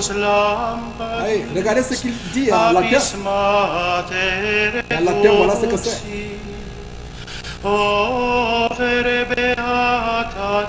Lui, c'est fatto en latin, vous pouvez lire ce qu'il dit latin. Lucifer enflammé trouve la race humaine. Je dis, oh Lucifer qui ne sera jamais vaincu. Christ est ton fils qui est venu de l'enfer, a répandu sa lumière paisible et est vivant et règne dans le monde sans fin. Zany izay le izy hoe Lucifer hozy izy ianao avy tany amin'ny elo tsy ho resy mihitsy ahazava n'izao tontolo izao Jesosy izy zanakao. Abomination zany lazaiko anareo satria Jesosy tsy zany mihitsy. Zany ny antsoina hoe fanahy antikristy, zany ny antsoina hoe tsy mahazo famelan-keloka mandrakizay satria miteny an'i Jesosy hoe zanaka ny Satana. Jesosy rehefa nandroaka devoly toy izy mipisorona hoe Belzebova hoy izy mifanao. Toy izy Jesosy hoe izay olona miteny izany izy tsy azo famelan-keloka. Raha ohatra zany ka hoe izy amin'ny herin'ny fanahy masina tenenina hoe animeana fanahy ratsy, zay no miteny ratsy amin'ny fanahy masina. Ary zay koa mila discernement. So mpanompon'Andriamanitra araky ny izy nolazainao hoe mpanompona sandoka, mila discernement aloha. Oh Seigneur, quelle abomination! Sortez de ce milieu, sortez de ces abominations. Les choses abominables qui sont attribuées à Dieu. Dieu n'y est pas. Et in odorem suavitatis acceptus supernis luminaribus. Voilà, mes frères et sœurs, on a vu un documentaire tout à l'heure. Ils disent Lucifer, Lucifer trouve la race humaine l'abomination. Lucifer qui ne sera jamais vaincu. Quelle abomination! Il répète, Christ est ton fils. Christ n'est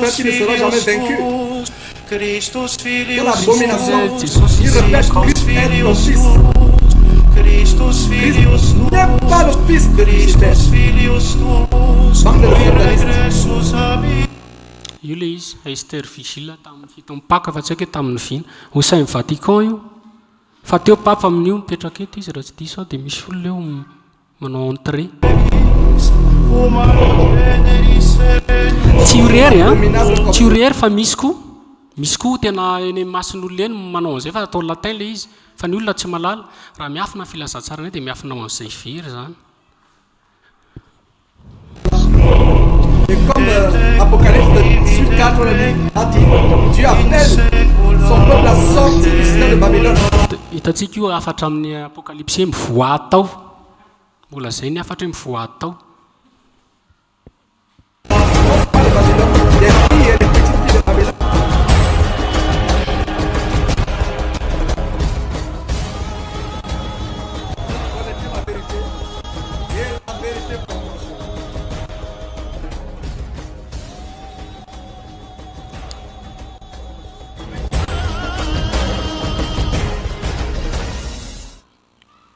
Izy itindray momba ny resaka Vatican ihany famakafakana nataon'ny mpanao gazety frantsay. Raha ohatra zany ka eto amintsika dia ohatra ny hoe lalatina sisa moa Fidèle Razanapera moa le mamakafaka ireny. Ohatra ohatran'ireny zany mpanao gazety mamakafaka nahita zavatra. Dia mifampiresaka ry zareo momba ny Vatican. Nisy pretra ao Vatican ao, exorciste mahay, manala devoly mahay. Iny koa mbola misy hoe maninona moa miala na ohatra zany le izy. Dia nanoratra boky io nanao révélation zava-misy marina ao Vatican. Tsy popera tsotra io zany fa exorciste officiel zany hoe mpanala devoly fatatazo ao Vatican. Dia ny zavatra nyteneny dia zao ao Vatican izy misy secte satanique. Dia miteny eo amin'izay izy dia manao traduction ihany. Olona tsy mino an'Andriamanitra reto olona tsy mpino mpanao gazety tsotra fa fatany ihany ny baiboly rehefa avy eo izy any amin'ny apokalypsy io izy miteny an'io hoe maninona reto pretra reto izy manao akanjo volomparasy be. Et enfin, tamin'ny 2010.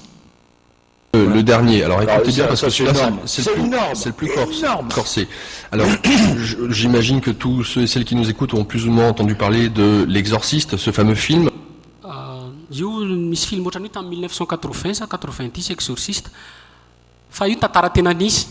Dia le mopera nanao an'ny exorciste io tamin'izany no le miteny le tenenin-jareo le qui, je vous le rappelle, tiré d'une histoire vraie. Et on peut voir les liens, notamment, c'est cette femme-là, en fait, dans la réalité, s'appelle Annelise Mitchell, et qui a été effectivement possédée à la suivi des exorcistes. Des exorcismes, pardon. Bref, il faut savoir que à Rome, c'est le père Gabriel Amorce qui est responsable donc de tout ce qui a trait aux exorcismes. C'est l'exorciste officiel du Vatican. Ouais. Attention, c'est pas n'importe qui. Et voici ce qu'il vient de faire, ce monsieur. Il vient de dénoncer ce que tu avais abordé dans Notre-Dame de l'Apocalypse et 777, à savoir l'incroyable et impensable réseau culte au sein même du Vatican, digne de l'ancienne loge Pie II. P2, ouais. Manaraka jerentsika izay momba resaka franc-maçonnerie satria nisy symbolana franc-maçonnerie nandalo kely teo. Ancien loge raha vao mijery loge zany tsika. Ny franc-maçon rehefa mivavaka dia amina loge. Eto amintsika zao misy 250.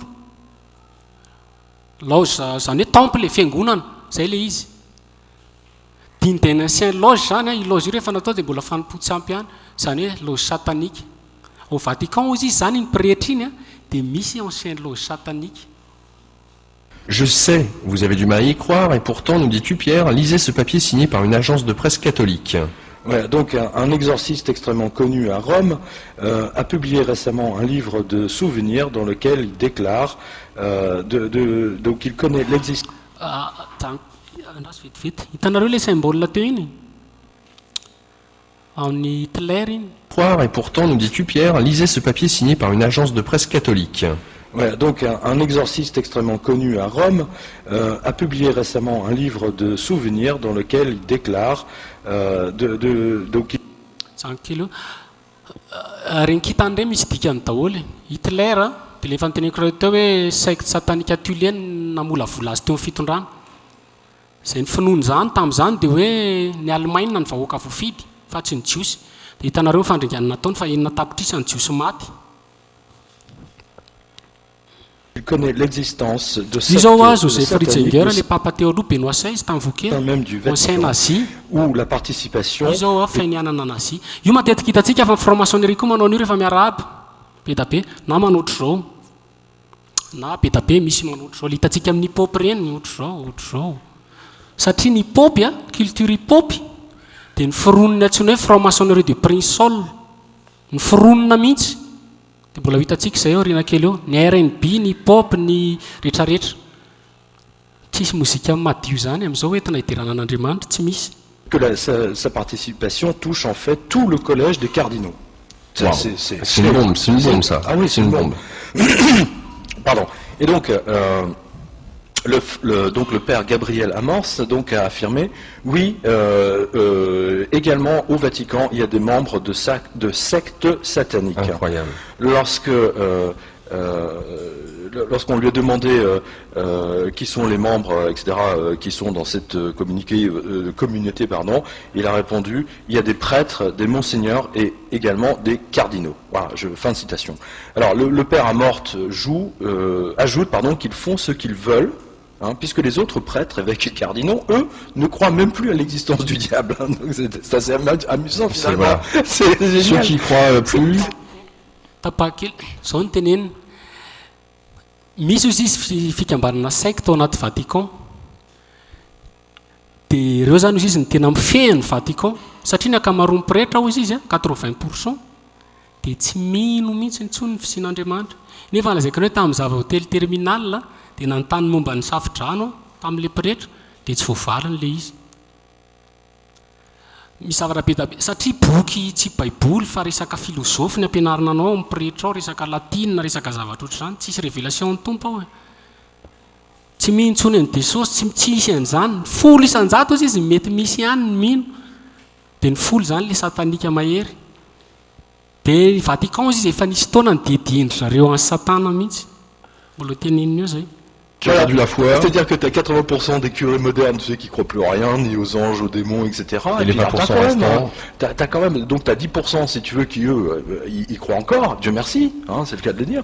Et puis tu as une 10%, si tu veux, qui sont, eux, véritablement, au sein même du Vatican, qui sont dévoués à Lucifer ou à Satan, comme on veut, et qui font des messes. Alors, c'est l'écrivain français, déjà, Roger Pierrefitte, que certains d'entre vous connaissent, il avait rapporté ça dans il a présenté sous forme de roman, ça s'appelait Les Clés de Saint-Pierre, vous pouvez le retrouver donc en livre d'occasion, c'est un livre extrêmement intéressant. Malachi Martin, puisque Malachi Martin on a parlé également, dans plusieurs de ses livres. N'oubliez pas que le Malachi Martin était donc l'assistant de Jean 23 et de Pie, je ne sais plus combien. Bref, il en a fait plusieurs livres, et c'est absolument stupéfiant. Et moi j'ai des infos effectivement comme quoi donc à plusieurs reprises ils ont essayé de consacrer la basilique Saint-Pierre à Satan.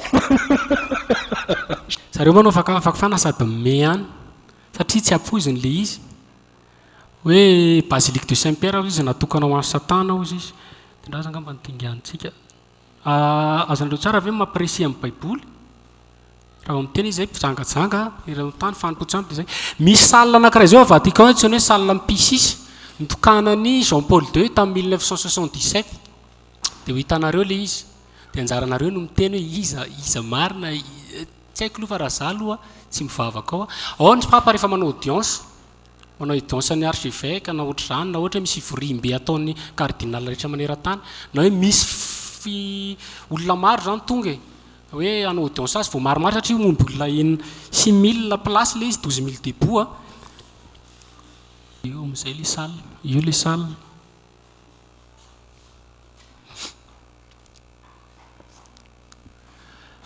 zao le sary sikotra ho faro dia io stopeko kely io sarin'i Jesosy io ozy izy zareo fa raha mandiniky zao tsika ty parti ty dia manome inona manome karandoana reptilien reptile zany ohatran'ny serpent reny hitantsika ny serpent c'est satana misy message tiandrareo ampitainy résurrection dikan'io izy artiste fazinizay raha tsy diso moa izy ny anarany nanao azy fa izy daholo nanao zavatra ao Vatican fa hitanareo zavatra rehetrarehetra ao fa gagy nareo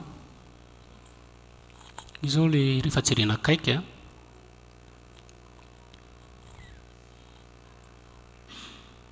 ny tafin'io koa dia mbola manome symbole masonika symbole satanika io izy tamin'ny tokana amin'ny papa Jean Paul tamin'izany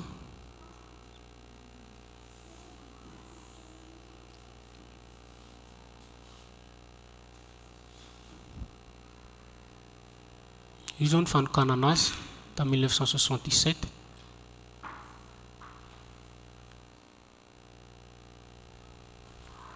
tsy dia mazavazava ny sary fa efa archive fa hitanareo fotsiny na le izy ary mampatahotra tsy mivavaka amin'izao na mipetraka reny amin'izao zany hoe manana ny tompo aloha maza mipetraka ao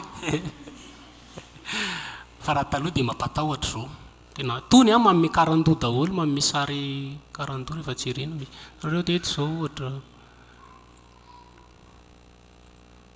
fa ny olona dia variana moa mahita an'ilay izy. Dia io koa anankiray Carandour io. Misy ny antsoina hoe Sconel Bonds, société secrète anankiray zay. Ohatran'le pirate regny, hitanareo pirate misy Carandour dia misy Tibia, misy an'le ty. Fa vadikonsika mahita an'izao hôtel io. Zany hoe fanaovana fotoam-pivavahana.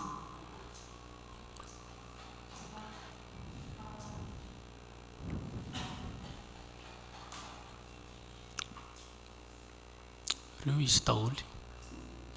Dia ny olona dia makany ny olona. Dia io misatroka amin'ny papa Benoît XVI misy an'ity dia pentagramme fiantsoana azy koa. Pentagramme na hoe étoile renversée.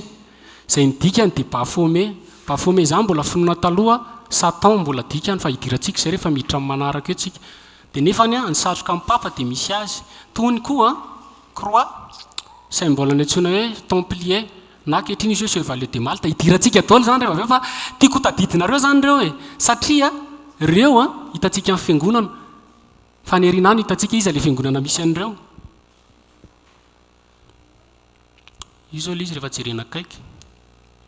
Io heavy metal, zany hoe misy mozika. Mozika manova olona. Mozika hozy izy KRS-One na mpanao hip-hop zany. Namorona ny antsoina hoe église de l'hip-hop.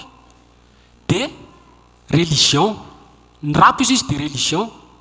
Ary ny hira rehetra dia religion. Jereva izy ny religion zay ny teneniny. Ny kristiana izy zao ny finoana ohatra hoe mino an'Jesosy dia miova izy. Fampenoky rap ny olona anankiray dia miova izy. Dia jereva ny fomba fiakanjo. Amin'ny fomba fiakanjonao fotsiny dia efa fantatry mozika tianao. Za fa raha mijery an'izao dia fantatry mozika tiany. Dia ny antsoina hoe heavy metal. Lory ny dikany vy dia vy. Heavy zany mazefatra. Zakanao zany raha ny tena marina. Fampenonanao. Dia ohatr'izao ny hafaranao rehefa mino azy. Ohatr'izay koa metal, mafy toto. Mila mafy toto dia matetika ireo olona tena mafy toto. Izay ny mahatonga ny ankizy sarotra anarina be. Mozika noho ny ankizy amin'izao zany tseranareo 99%. Raha tsy teny 100% mamotika. Hip-hop zao misy an'ilay gadony hardcore, hard zany koa mbola mafy. Core vatana, mafy toto zany, nanao an'izany zay taloha. Dia tena mafy toto mihitsy, ny toe-tsainao miova daholo. Dia tiako jerenareo ty croix mivadika, symbole satanika io. Ny hôtel satanika rehetra dia misy an'io. Ny satanika koa rehefa mivavaka izy tsy misy. Any États-Unis misy an'ilay ataony lavé zay. Io ny namorona ny église de Satan officiale. Ry Bill Clinton ireny mivavaka ao. Dia zay zany tena hoe église officielle ny Satan. Fa isaky ny tokantrano dia manao tempoly zareo, tempoly kely. Ireny ny hôtel zareo. Tanareo eo foana ilay mena, ilay lamba mena, jaky. Io koa zao anankiray dia jereva. Dia io zao tsika seza fiandriana Jean Paul II.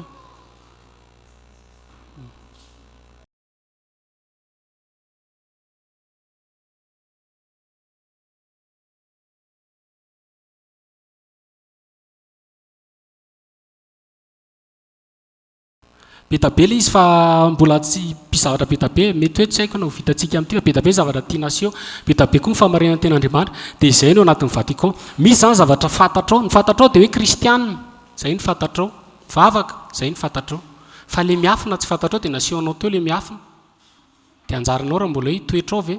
Fa amin'ny manaraka tsika hijery ny tohizantsika iny dia hijery ny antsoina hoe chevalier. Hiditra ny resaka secte satanika amin'izay tsika ny chevalier templier, ny jésuite, ny franc-maçonnerie, ny illuminati, rehetrarehetra.